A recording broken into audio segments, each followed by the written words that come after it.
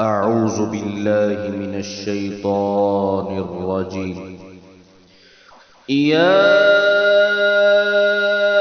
أيها الذين آمنوا كتب عليكم القصاص في القتلى، الحر بالحر والعبد بالعبد والأنثى بالأنثى، فمن عفي له من أخيه شيء فاتباع بالمعروف وأداء إليه بإحسان، ذلك تخفيف من ربكم ورحمة، فمن اعتدى بعد ذلك فله عذاب أليم.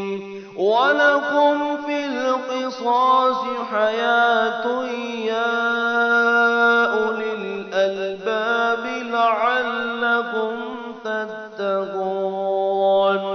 كتب عليكم إذا حضر أحدكم الموت إن ترك خيرا الوصية للوالدين والأقربين بالمعروف حقا على المتقين، فمن بدله بعدما سمعه فإنما إثمه على الذين يبدلونه، إن الله سميع عليم. فمن خاف من موصٍ جنفا أو إثما فأصلح بينهم فلا إثم عليه، إن الله غفور رحيم. يا أيها الذين آمنوا كتب عليكم الصيام